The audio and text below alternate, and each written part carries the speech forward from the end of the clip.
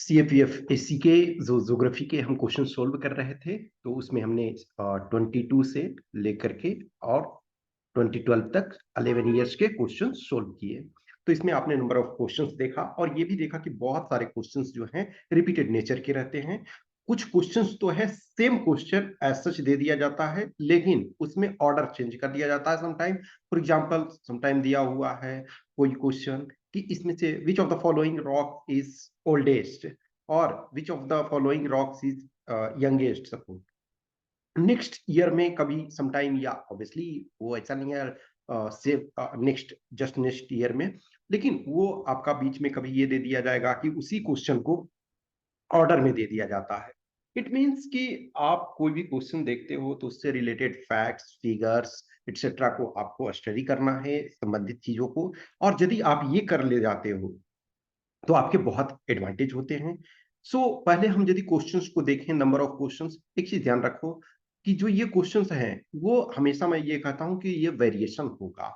ये variation in the sense कि कुछ क्वेश्चंस फॉर एग्जांपल ज्योग्राफी है तो कुछ में कुछ क्वेश्चंस इन्वायरमेंट का हमने इसमें ऐड कर लिया, तो कुछ क्वेश्चंस हो सकता है आपको साइंस में भी एडेड मिलेगा।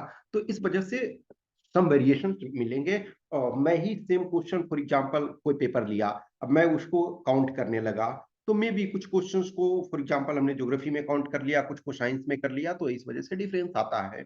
तो इन रफ एस्टिमेट्स देखो तो 2012 में 16 क्वेश्चन हैं, 2013 में आपके 20 क्वेश्चन हैं, फिर 14 में 13 क्वेश्चन हैं, 15 में 21 क्वेश्चन हैं, 16 में 13 क्वेश्चन, 17 में 22 क्वेश्चन, 18 में 19 क्वेश्चन और 19 में 24 क्वेश्चन, 2020 में आपके 13 क्वेश्चंस, 21 में 23 क्वेश्चंस एंड 22 में आपके 21 क्वेश्चंस। सो क्वेश्चंस आपके वेरी, यानी कि लोएस्ट आपका इसमें 13 है और हाईएस्ट जो है वो 24 है। सो ये वेरिएशंस आपके हो सकते हैं, चेंजेस आपके हो सकते हैं, but at the end of the day ये चीजों को देखना है। अब यदि हम बुक्स की बात करें तो एनसीईआरटी का जो क्लास 11th का 2 बुक्स है, fundamental of physical geography and India physical environment, ये क्लास 11 का 2 बुक है। और बिलीव मी, इस दोनों बुक को आपको लाइन वाइज प्रॉपर तरीका से पढ़ना as many times as you can.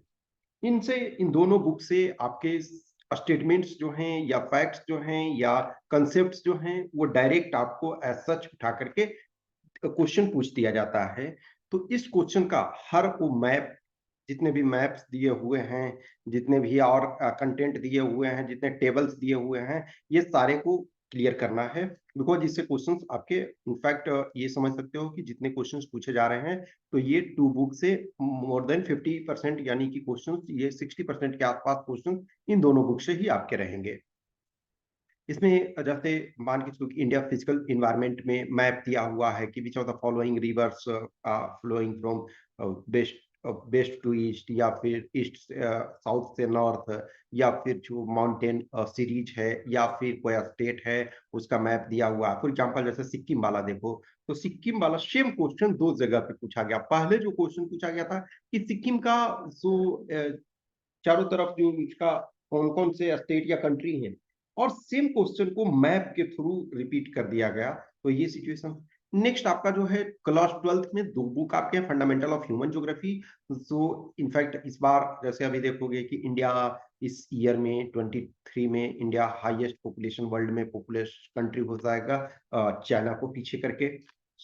ये पॉइंट ये हमारे लिए इंपॉर्टेंट है। नेक्स्ट फिर है आपका इंडिया पीपल एंड इकोनॉमी, ठीक है।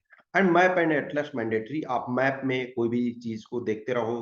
फॉर एग्जांपल हमारे प्राइम मिनिस्टर या प्रेसिडेंट ऑफ इंडिया, या हमारे कंट्री से किसी कंट्री का कोई पैक्ट हुआ हो, इंपॉर्टेंट डिफेंस टाई अप हुआ हो, या फिर कोई एक्सरसाइज हुआ हो, या कुछ ऐसी सिचुएशन वहाँ अनरेस्टनेस एक्सेट्रा है, तो उसको आपको देखना चाहिए। तो फंडामेंटल बुक्स के तौर पर ये 4 बुक्स आपको पढ़ना है। उसमें से फर्स्ट 2 बुक्स जो 11th क्लास का है उसको मोर डिटेल में आपको पढ़ना है, कंपल्सरी।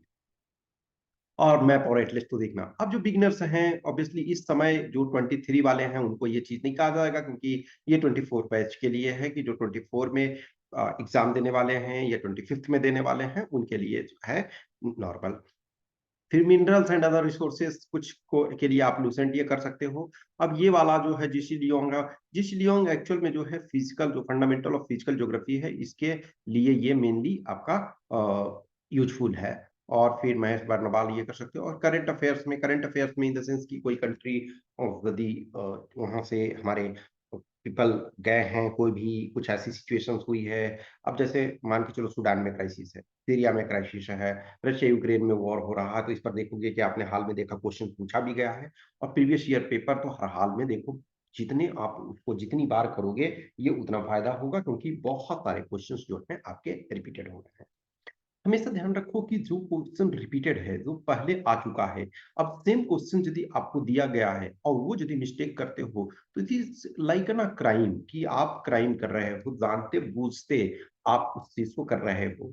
हमेशा ध्यान रखो कि ये जो प्रीवियस ईयर हैं पेपर से जो सेम क्वेश्चन एटलीस्ट पूछे गए हैं, वो आपको बोनस मार्क्स दिए जा रहे हैं। ऐसा नहीं है कि एवरी ईयर देखोगे आप एकदम न्यू क्वेश्चन कहीं भी। अब फॉर एग्जाम्पल लो, यूपीएससी इतने दिनों से एग्जाम कंडक्ट करवा रही है, हर वो क्वेश्चन 125 क्वेश्चंस जो है न्यू देना वो पॉसिबल नहीं होता है। और यदि न्यू पूरे आके पूरे दें और पूरे एकदम ये चाहें, तो फिर सम टाइम जो है मार्क्स लाना बहुत मुश्किल हो जाता है। इनफैक्ट आप सिविल सर्विसेज में देख लो, एवरी ईयर कट ऑफ कम होता जाता है। क्यों? क्योंकि उसमें बहुत सारे क्वेश्चन जो होते हैं न्यू होते हैं, बहुत ज्यादा न्यू उसमें होते हैं, एक्सपेरिमेंट्स किए जाते हैं। लेकिन आपके वाले में उतने ज्यादा एक्सपेरिमेंट्स नहीं होते हैं। और किसी में भी देखो, करंट अफेयर्स से हमेशा रिलेट करके कोई भी सब्जेक्ट हो, वो चाहे हिस्ट्री हो, चाहे आपका पॉलिटी हो। अब हिस्ट्री में रिलेटिवली कम होता है, वो 2 से 3 क्वेश्चन 4 क्वेश्चन जो होंगे, वो आपको करंट के पॉइंट ऑफ व्यू से लगेंगे कि वो घटना करंट में कहीं ना कहीं न्यूज़पेपर में, ऑब्वियसली वो हिस्टोरिकल इंसिडेंट है, हिस्टोरिकल इवेंट है, लेकिन उस पर कोई यदि चर्चा हुआ है न्यूज़पेपर में हाल के दिनों में। अब मान के चलो कि जैसे कोई शहर है, उसका आप रीनेमिंग कर रहे हो, तो उस शहर से रिलेटेड कोई भी हिस्टोरिकल इंसिडेंट्स हैं, घटनाएं हैं। अब किसी घटना का 100 ईयर्स पूरा हुआ, 150 ईयर्स पूरा हुआ, 200 ईयर्स पूरा हुआ, तो ऑब्वियसली वो आज की घटना नहीं है, लेकिन 200 ईयर्स पूरा हुआ, इस पॉइंट ऑफ व्यू से वो इंपॉर्टेंट होता है। तो कोई भी सब्जेक्ट हो जिसमें करंट इन्वॉल्व है, तो मे बी वो कोर सब्जेक्ट, कोर क्वेश्चन हो सकता है, लेकिन उसका इम्पोर्टेंस या यूटिलिटी वो प्रेजेंट के पॉइंट ऑफ व्यू से दिया गया है। Otherwise you can not do everything. तो ये आपको अवेयर रहना है कि जो न्यूज में है, जो चर्चा में है। अब किसी प्लेसेस पे सपोज एक्सकेवेशन हुई, खुदाई का काम हुआ, और उसमें से सपोज 2000 ईयर्स बैक के कुछ इंसिडेंट्स, इवेंट्स ये मिले, तो उस एरिया में मान के चलो कि जो किंगडम थे या कोई रूलर थे या फिर कोई इन्वेजन हुआ, एक्सेट्रा के संबंध में आपको जानना चाहिए। सो ये आपको ध्यान रखना है। फिर आपका जो भी 10 11 ईयर फॉर एग्जाम्पल हमने प्रीवियस ईयर्स के ये किए, तो उनको आपका हर क्वेश्चन जो है वो क्लियर होना चाहिए। फिर मैप वगैरह जो है रेगुलर देखो, एटलीस्ट ना इंडिया का मैप आपको प्रॉपर क्लियर होना चाहिए। जैसे अभी फॉर एग्जांपल मणिपुर, मणिपुर में प्रॉब्लम है, सिचुएशंस खराब है, तो मणिपुर के संबंध में आप देख सकते हो कि उसके आसपास कौन से स्टेट्स हैं, उसका जो इंटरनेशनल बॉर्डर है, या फिर वहाँ के फ्लोरा एंड फौना जो है, या फिर वहाँ के ट्राइबल्स जो ग्रुप हैं, ये सारी चीजें।